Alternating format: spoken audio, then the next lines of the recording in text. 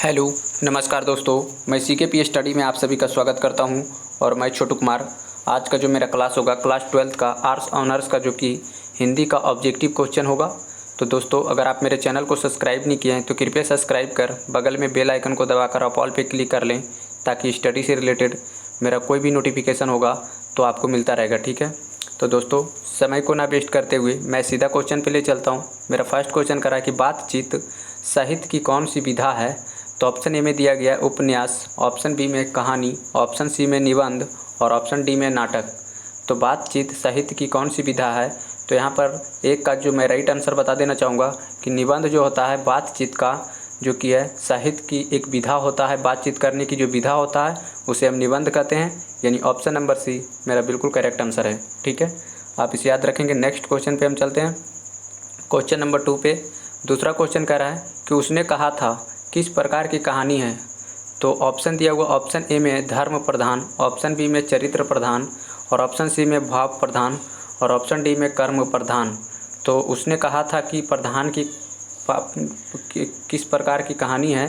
तो यहाँ पर 2 का मैं राइट आंसर बता देना चाहूँगा दोस्तों कि ऑप्शन डी कर्म प्रधान जो होता है कि जो कि है एक पर उसने कहा था, किसने कहा था, कर्म प्रधान ने कहा था कि जो कि है एक किस प्रकार की कहानी है। तो कर्म प्रधान की एक जो कि है कहानी है, यानी ऑप्शन नंबर डी मेरा बिल्कुल करेक्ट आंसर है। ठीक है,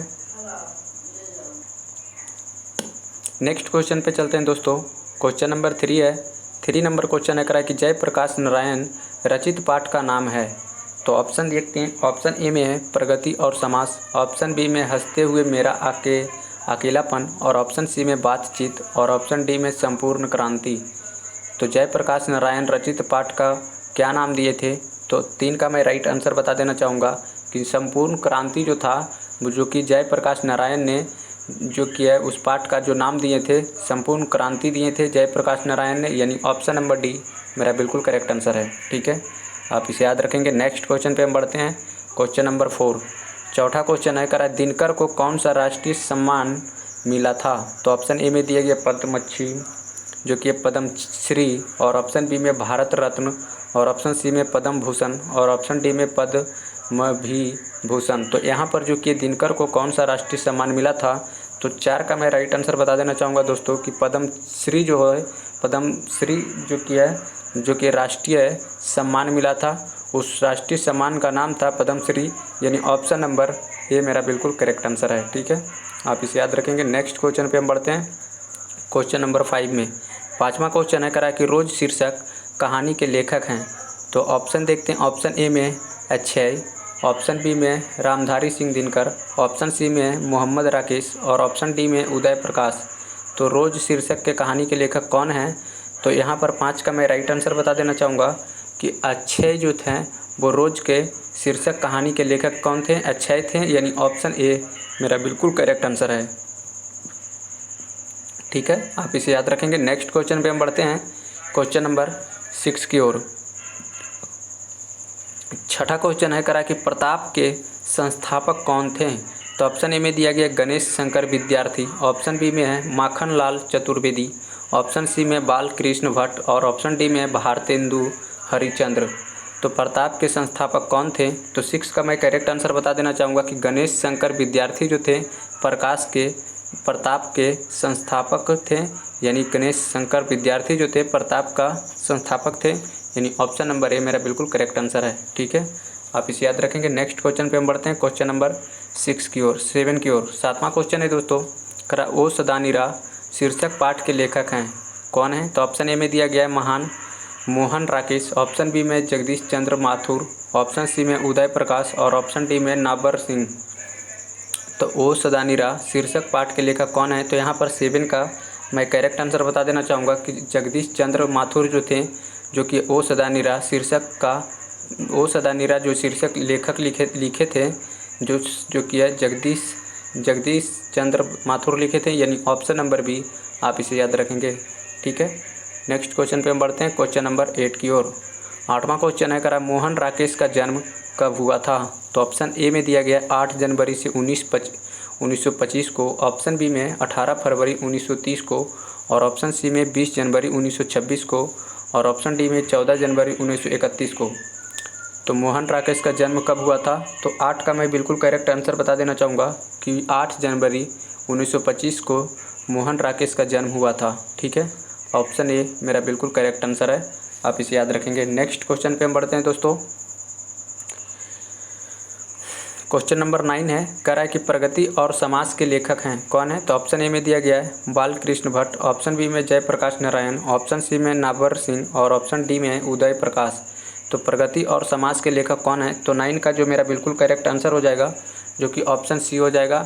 नाबर सिंह जो हैं प्रगति और समाज के लेखक, जो कि कौन थे?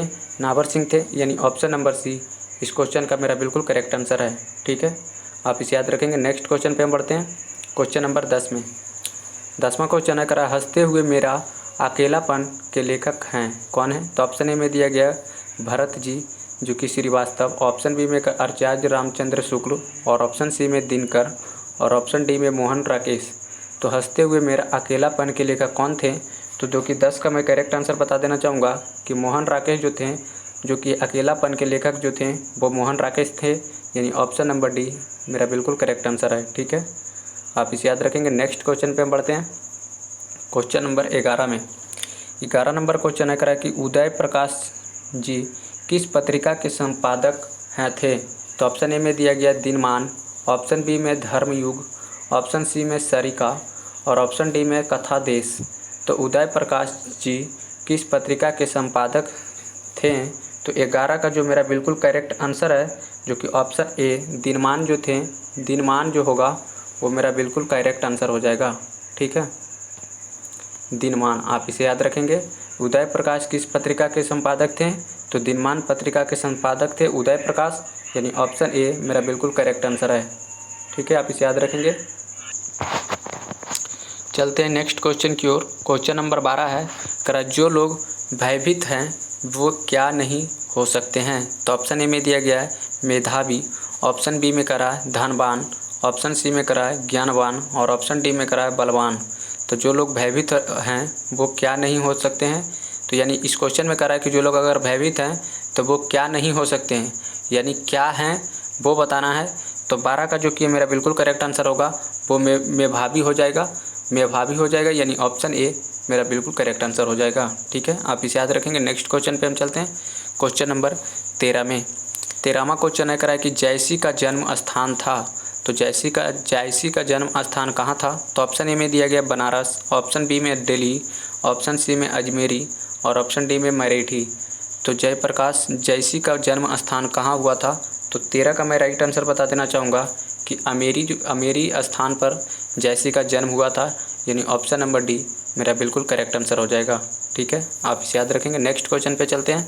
क्वेश्चन नंबर 14 में 14 नंबर क्वेश्चन है, करा कि सूरसागर के कवि हैं, कौन है? तो ऑप्शन ए में दिया गया सूरदास और ऑप्शन बी में छत्तीस स्वामी, ऑप्शन बी सी में कबीरदास और ऑप्शन डी में नंददास। तो सूरदास के कवि हैं, कौन है? तो 14 का मैं बिल्कुल करेक्ट आंसर बता देना चाहूँगा कि 14 का जो मेरा बिल्कुल राइट आंसर होगा सूरसागर के कवि जो थे वो थे सूरदास, यानी ऑप्शन नंबर बी मेरा बिल्कुल करेक्ट आंसर हो जाएगा। ठीक है, आप इसे याद रखेंगे। नेक्स्ट क्वेश्चन पे हम बढ़ते हैं। क्वेश्चन नंबर 15 में करा तुलसीदास का मूल नाम क्या था? तो ऑप्शन ए में दिया गया बम भोला, ऑप्शन बी में है राम भोला, ऑप्शन सी में हरि बोला और ऑप्शन डी में कोई नहीं। तो तुलसीदास का मूल नाम क्या था? तो 15 का मैं करेक्ट आंसर बता देना चाहूँगा कि राम बोला तुलसीदास का मूल नाम था, राम बोला यानी उनका दूसरा नाम था, यानी ऑप्शन नंबर बी मेरा बिल्कुल करेक्ट आंसर हो जाएगा। ठीक है, आप इसे याद रखेंगे। नेक्स्ट क्वेश्चन पे हम बढ़ते हैं। क्वेश्चन नंबर 16 में 16 नंबर क्वेश्चन है, करा कि भक्तमाला के रचिता कौन है? तो ऑप्शन ए में दिया गया कबीरदास, ऑप्शन बी में गुरु नानक, ऑप्शन सी में रैदास और ऑप्शन डी में नाभादास। तो जो कि है भक्तमाला के रचिता कौन है? तो 16 का जो मेरा बिल्कुल करेक्ट आंसर होगा, जो कि ऑप्शन नंबर डी हो जाएगा। नाभादास जो थे भक्तमाला के रचिता हैं नाभादास, यदि ऑप्शन नंबर डी मेरा बिल्कुल करेक्ट आंसर होगा। ठीक है, तो दोस्तों आप इस तरह इसे याद रखेंगे। नेक्स्ट क्वेश्चन पे हम बढ़ते हैं। क्वेश्चन नंबर 17 में 17 नंबर क्वेश्चन है, करा कि भूषण किस काल के कवि हैं? तो ऑप्शन ए में दिया गया आदिकाल, ऑप्शन बी में भक्ति काल और ऑप्शन सी में आधुनिक काल और ऑप्शन डी में ऋतिक काल। तो भूषण किस काल के कवि हैं? तो 17 का जो मेरा बिल्कुल करेक्ट आंसर हो जाएगा जो कि ऑप्शन बी होगा। भक्ति काल जो है, भूषण किस काल के कवि थे? तो भक्ति काल का कवि थे, यानी option number B is the correct answer.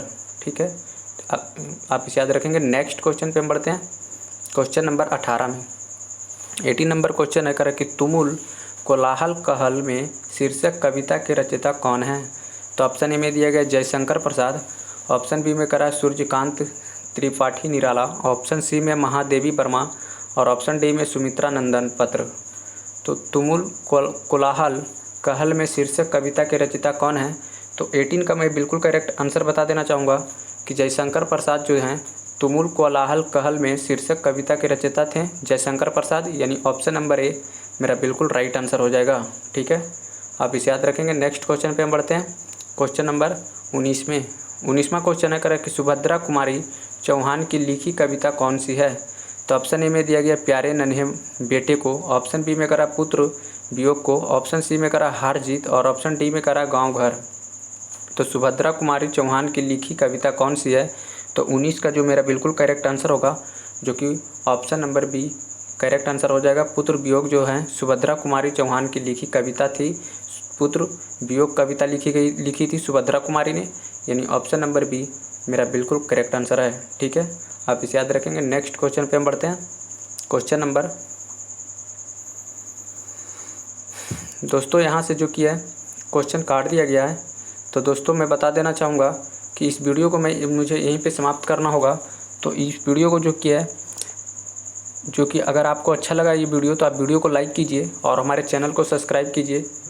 जब तक के लिए जय हिंद, जय भारत। मिलते हैं हम नेक्स्ट वीडियो में।